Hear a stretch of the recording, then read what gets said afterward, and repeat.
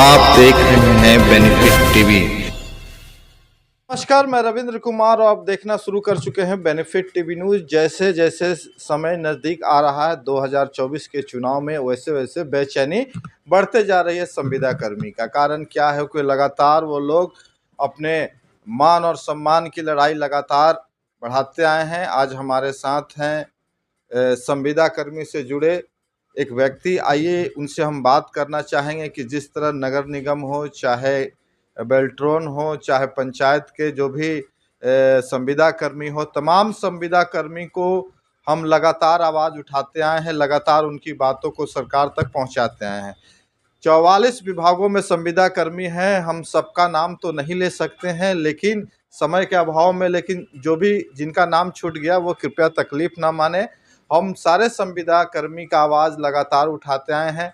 और एक छोटा सा रिक्वेस्ट आपसे ये भी है कि अगर अभी तक हमारे चैनल को सब्सक्राइब नहीं किए हैं तो ज़रूर सब्सक्राइब कर लें, क्योंकि ऐसे ही न्यूज़ लेके हम बराबर आते रहेंगे और आपको लगातार आवाज़ बुलंद करते रहेंगे।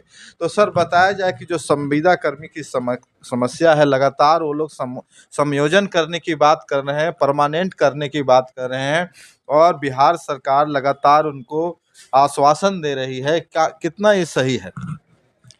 देखिए, संविदा पर तो बहाल करना किसी को भी, ये मेरे समझ से समाज हित में, राष्ट्र हित में बिल्कुल ही नहीं है। क्योंकि संविदा पर बहाल करना एक तरह से उसके जीवन के साथ खिलवाड़ करने के बराबर है। न उसको समय पर रिटायर करेगा तो पेंशन मिलेगा, न लाभांश राशि मिलेगी, न उसका बाल बच्चा का किसी तरह से विकास होगा। संविदा पर न करके सरकार, जैसे कांग्रेस के ज़माने में होता था कि भाई कुछ 6 महीना, 8 महीना, 10 महीना, बहुत एक साल काम किया, उसको फिर परमानेंट कर दिया जाता था। तो बिल्कुल यही नियम लागू होना चाहिए।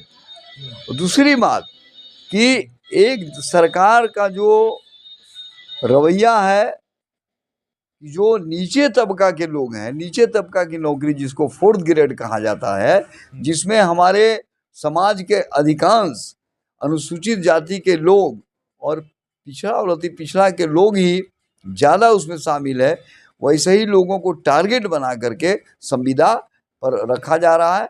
और अगर संविदा पर रखना ही है तो हम सरकार से पूछना चाहते हैं कि भाई, जब इन लोगों को संविदा पर आप रखते हैं तो फिर पुलिस, दरोगा, एसपी, डीएसपी, कलेक्टर सबको कर दीजिए। तो उन लोगों को क्यों नहीं करते हैं?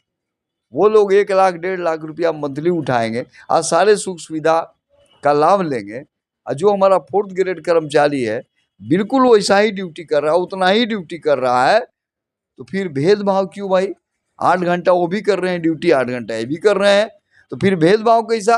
तो एक व्यक्ति को मिलेगा मुश्किल से 10,000 और एक व्यक्ति को उतना ही काम के लिए उसको मिलता है 1 लाख। तो 1 लाख वाला व्यक्ति विकास करेगा कि 10,000 वाला विकास करेगा? इसलिए मेरा मानना है कि समान काम का समान दाम कम से कम तुरंत लागू हो। अगर 8 घंटा ड्यूटी करने पर किसी को 1 लाख मिलता है, तो जो दूसरा 8 घंटा ड्यूटी कर रहा है तो कम से कम 70-80 हज़ार उसको जरूर मिलना चाहिए। तभी सामाजिक न्याय है और तभी हम मानेंगे कि सरकार बाबा साहेब अम्बेडकर के बताए रास्ते पर चलने का प्रयास कर रही है। चलिए, बहुत बहुत धन्यवाद। बाकी आपको बताते चले कि लगातार संविदा कर्मी से संबंधित और आउटसोर्सिंग से संबंधित हम आवाज़ बुलंद करते रहते हैं। अगर आप फिर इस तरह का समाचार देखना चाहते हो तो एक बार पुनः आपसे रिक्वेस्ट है कि चैनल को सब्सक्राइब कर ले और ज़्यादा से ज़्यादा वीडियो को शेयर करें ताकि आपकी आवाज़ सरकार की कानों तक पहुंच सके। मैं Ravindra Kumar, benefit TV news Patna. आप देख रहे हैं बेनिफिट टीवी।